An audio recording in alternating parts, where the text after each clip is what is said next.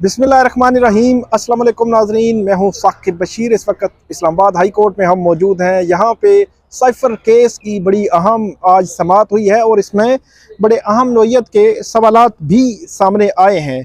एक तो हम आर्गूमेंट्स पे बात करेंगे कि किस किस दलाइल क्या हुए हैं आज की जो समाअत है साइफ़र की, और अदालत ने क्या सवालात उठाए हैं जिनके जवाबात मांगे गए हैं। और दूसरा हम बात करेंगे कि ये मामला दर तवील जो है वो होता जा रहा है। बड़ी पांचवी आज समाअत है जब स्पेशल प्रोसिक्यूटर जो है FIA के साबिक जस्टिस जो है वो हामिद अली शाह इसमें दलाइल दे रहे हैं और आज भी उन्होंने दलाइल जारी रखे।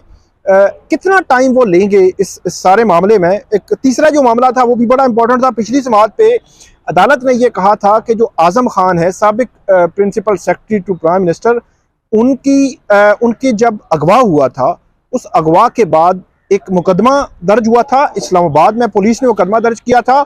उस मुकदमे के दौरान इस्लामाबाद हाई कोर्ट में भी मामलात रहे तो उसकी रिपोर्ट मांगी गई थी, उस पर भी बात करेंगे। तीनों पहलुओं पे हम बात करते हैं। आप हमारा यूट्यूब चैनल सब्सक्राइब करें, बेल आइकन का बटन प्रेस करें ताकि जब भी हम कोई वीडियो अपलोड करते हैं तो फ़ौरन उसका लिंक आपको मिल जाया करे। शुरू करते हैं आज की साइफर केस की जो समाअत है जिसमें इमरान खान और शाह महमूद कुरैशी की अपीलों पर चीफ जस्टिस आमिर फारूक और जस्टिस मियां गुल हसन औरंगजेब पर मुश्तमिल जो खुसूसी बेंच है उसने आज समाअत की। इमरान खान की जो बहनें हैं वो मौजूद थीं, उनके वकला मौजूद थे, बैरिस्टर सलमान सफदर और दीगर जो वकला मौजूद थे। लेकिन जब साइफर केस की समाअतें शुरू हुई थी तो शुरू में हमने देखा था कि जो पार्लियामेंटेरियंस हैं, जो उनकी टॉप की लीडरशिप है वो यहाँ पे आया करती थी। अब वो कोर्ट में नज़र नहीं आती, लेकिन बहरहाल बाकी जो वकला उनके मौजूद थे।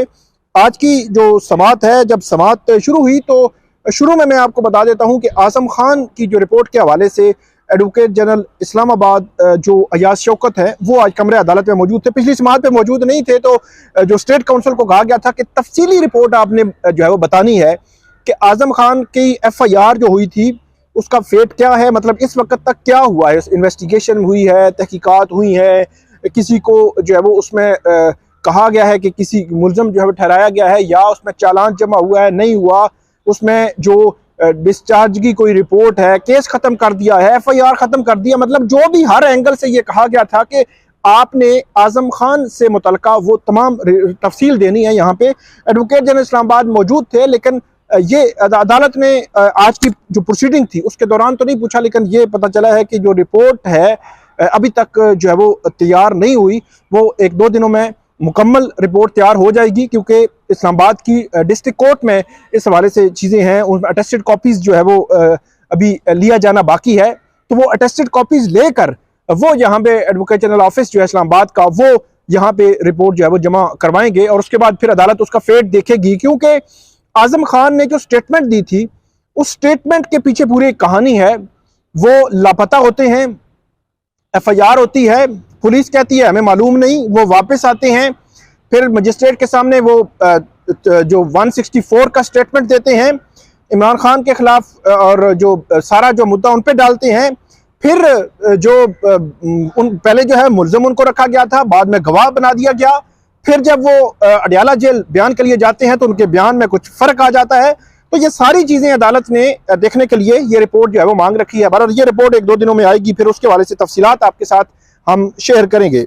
अब आते हैं कि आज के आर्गूमेंट्स में हुआ क्या है। एक तो जो सलमान सफदर थे उन्होंने आज जब समाअत जैसे ही शुरू हुई तो उनकी जानिब से कहा गया कि जो चार्ज था इमरान खान और शाह महमूद कुरैशी के खिलाफ, तो उस चार्ज में 9 मार्च 2022 को कि जो साइफर की कापी है वो इमरान खान मतलब साबिक वज़ीर आज़म इमरान खान के को जो है वो दी गई, ये चार्ज में कहा गया। तो उन्होंने कहा कि ये मैं सुन रहा था और मैं इंतज़ार में था कि कहीं पे ये बात आई, लेकिन बात अभी मैंने सुनी नहीं है कि ये कहाँ पे जो है वो प्रोसिक्यूशन ये बात कहती है।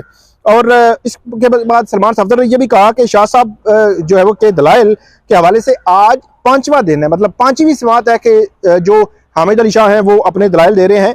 और उन्होंने ये भी कहा कि प्रोसिक्यूशन अगर केस लंबा खींच रही है तो इसका मतलब ये है कि उनको केस संभालना पड़ रहा है। ये तो हकीकत है इस लिहाज से क्योंकि जब अडयाला जेल में जब फाइनल आर्गूमेंट्स इन केसेस के होते रहे हैं तो वो मुख्तसर थे, 1-2 घंटे में हो जाते थे। खासतौर पर इद्दत के केस की मैं बात करूं तो इद्दत के केस में मुझे याद है कि ये 2 फरवरी का दिन था, शाम 6 बजे जो वहाँ पे खड़े थे सुबह 9 बजे से लेकर, तो जो वकील थे खबर मालिका के, तो उन्होंने कहा कि मुझे 1-1.5 घंटा चाहिए, कोई लंबा टाइम नहीं चाहिए मुझे आर्गूमेंट्स के लिए, केस जो है वो मैं पॉइंट्स अदालत के सामने रखूंगा। लेकिन हमने अपील में देखा कि अपील में 2.5-3 हफ्ते हो गए हैं।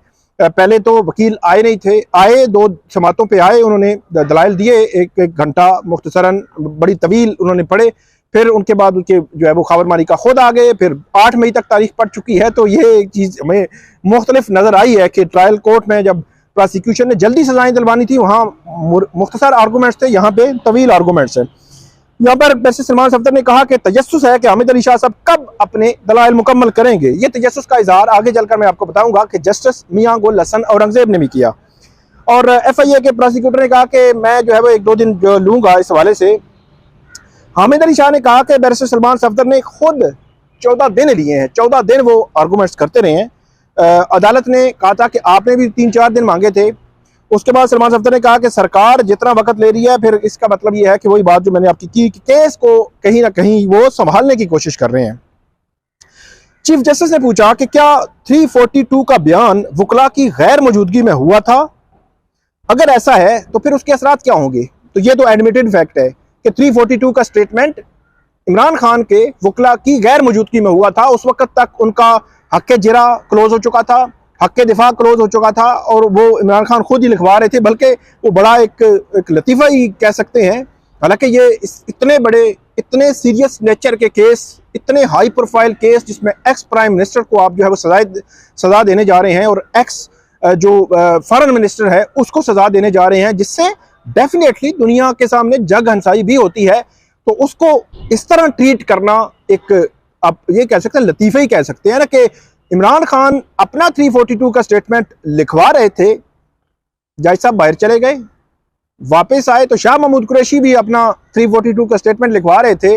जज साहब ने पूछा, खान साहब, शाह साहब, खान साहब आपने साइफर जो है वो आपने गुम किया है, इस तरह की बात की। तो इमरान खान ने जो जवाब रूटीन में देते हैं वो दे दिया। तो उन्होंने कहा मैं 10-10 साल दोनों को सजाएं दे रहा हूँ। तो शाह महमूद कुरैशी ने कहा मेरा तो 342 का स्टेटमेंट भी अभी नहीं हुआ, तो मैं इसलिए लतीफ़ा कह रहा हूँ कि 342 का स्टेटमेंट सेकंड लास्ट होता है, उसके बाद जो है वो फाइनल आर्गूमेंट्स हुआ करते हैं वकला के। तो वो फाइनल आर्गूमेंट्स कहाँ थे? मतलब वो फाइनल आर्गूमेंट्स कहीं गुम हो गए। तो ये हुआ था वहाँ पे। तो 342 का स्टेटमेंट बहरहाल ये बात हुई। उसके बाद स्पेशल प्रोसिक्यूटर ने कहा कि 40 सवालात के जवाबात मैंने आपको देने हैं, उसमें सारी तफसील जो है उसका जिक्र मैं कर दूंगा। चीफ जस्टिस ने कहा कि अगर मुल्जमान के वकील 342 के बयान के वक्त नहीं थे तो ये आपने बताना है कि उसका असर होगा या नहीं होगा। उसके बाद यह भी कहा कि स्पेशल प्रोसिक्यूटर ने कहा आजम खान ने भी गैर मामूली हालात में बयान दिया था, और आजम खान ने जब बयान दिया तो उनके हाथ में कुरान पाक था। तो यहाँ पर वैसे सलमान सफदर ने कहा शाह साहब ये जैसे आप केस चला रहे हैं, मैं तो आपको उस्ताद जो है वो मान गया हूँ। FIA के प्रोसिक्यूटर ने जब ये कहा तो अदालत ने पूछा कि क्या वो मुकद्दस कुरान पाक की मुकद्दस किताब कुरान पाक ही थी? तो यहाँ पर प्रोसिक्यूटर ने कहा कि जी कुरान पाक हाथ में था, इसलिए उनका बयान जो है वो हल्का नहीं लिया जा सकता। चीफ जस्टिस ने पूछा ऑफिशियल सीक्रेट एक्ट में दस्तावेज गुम हो जाने के बाद जो सजा है वो किस दस्तावेज की बात है, या कुछ नहीं लिखा हुआ। मतलब उन्होंने कहा कि हर जो डॉक्यूमेंट है इस किस्म का ऑफिशियल सीक्रेट एक्ट, हर डॉक्यूमेंट पे सजा है या कुछ सेलेक्टिव डॉक्यूमेंट्स के गुम होने पे सजा है। इस पर स्पेशल प्रोसिक्यूटर ने कहा कि वफाकी काबीना की मंजूरी के बाद FIA ने इंक्वायरी की थी। उन्होंने कहा था कि जो ऑफिशियल डॉक्यूमेंट हैं उनमें हर डॉक्यूमेंट पे इस किस्म की सजा है, सजाएं जो है वो मुख्तलिफ हैं। वफाकी काबीना ने FIA को इंक्वायरी की मंजूरी दी थी और दस्तावेज गुम होने के काबिल एहतसाब होने के साथ पढ़ा जाएगा, ये कहा स्पेशल प्रोसिक्यूटर ने। चीफ जस्टिस ने पूछा वज़ीर-ए-आज़म ऑफिस में पता नहीं कितनी चिट्ठियां जो है वो आती हैं, चिट्ठियां उन्होंने कहा आती रहती हैं, मतलब इस तरह चलता रहता है सिलसिला। तो क्या काबिल एहतसाब दस्तावेज को हम कोड जो है वो कोड कह सकते हैं?